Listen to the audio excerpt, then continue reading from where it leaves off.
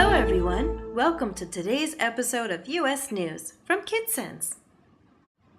Today we will cover the 50th anniversary of MLK Jr.'s I Have a Dream speech, the wildfires in Yosemite, back-to-school shopping, shrinking avocados, and more.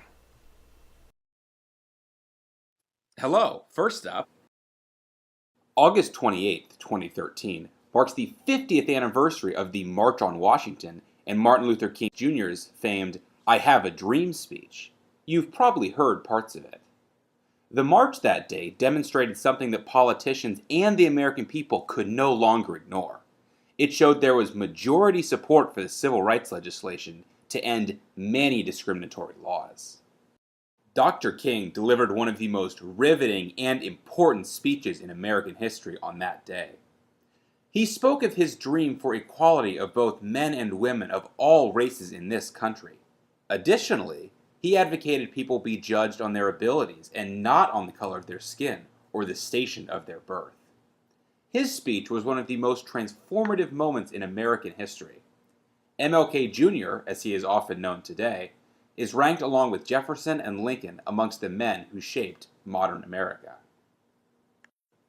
A mere 50 years ago, in some parts of the country, blacks were not allowed to ride the bus alongside whites. Even worse, those African Americans could not eat in the same restaurants or stay in the same hotels as whites in some cities.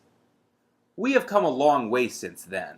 We have equal legal rights irrespective of color, gender, or beliefs. Today, several prominent positions are held by African Americans. We currently have the first African American president of the United States, Barack Obama. Such achievements are a symbol of that march and MLK Jr.'s speech 50 years ago. After all these years, his speech continues to inspire Americans to keep striving for equality. Moving next. One of the largest wildfires in California's history has been raging in the Yosemite area since the weekend of August 18th. The Rim Fire, as it's being called, initially burned over 15 square miles and has now spread to over 396 square miles. The flames forced several camps outside Yosemite Park to be evacuated and caused a shutdown of one of the three main highways in the national park. Nearly 3,700 firefighters have been battling to bring the wildfire down. The fire also poses a threat to transmission lines and stations, bringing power into the city of San Francisco.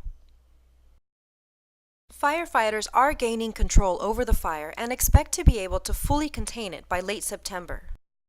Meanwhile, the park remains open to visitors as the majority of Yosemite is not affected. The views of the Yosemite skyline are clear and campgrounds are open. Visitors can enter the park from the other two park entrances. However, the fear of the fire has caused many cancellations and a significant drop in visitors during this normally peak season. Our next story is all about back-to-school shopping. Now, if you were at the mall these last few weekends, you probably had a hard time getting a place to park the car. It's back-to-school time around the country. August and September mark the end of summer vacation and kids finally getting back into school. Stores are displaying back-to-school advertisements and discounts to attract customers. According to a recent survey, families with school-aged children will spend an average of $635 on clothes, shoes, supplies, and electronics. This is down from $688 last year. Many people are still feeling the pinch of slow economic climates and an increase in payroll taxes. Americans continue to buy back-to-school gear, but are expected to buy more generic brands over the typical name brand ones to save money. Overall, the national spending on back-to-school and back-to-college combined is expected to reach $72.5 billion, that's with a B, dollars. Wow, I'm sure the kids are happy to have that new stuff.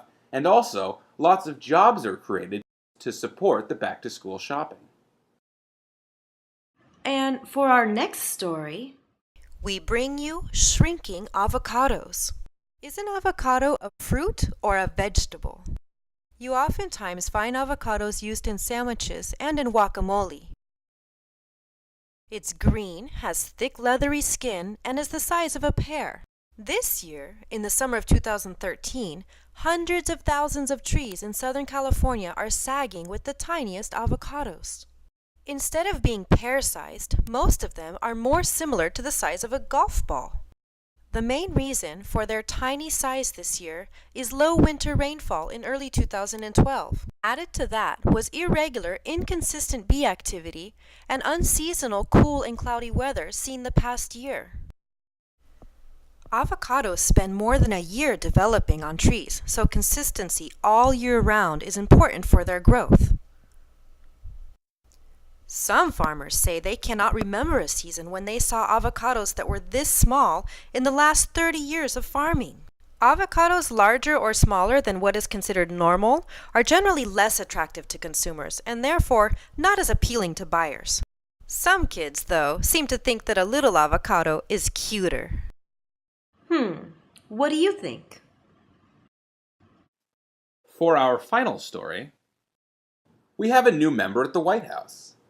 The White House announced that the Obamas have a new puppy and playmate for Beau named Sunny. She's a 1-year-old Portuguese water dog and the perfect little sister for Beau. She's full of energy and very affectionate. The first family picked her name to match her cheerful personality. Sunny was born in Michigan in June of 2012. Here is a video of Sunny enjoying her time with the Obamas' older dog, Beau, who is also a Portuguese water dog.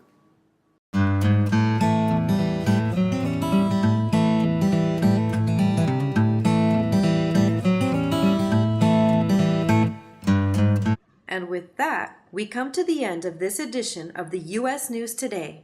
See you next time. Goodbye.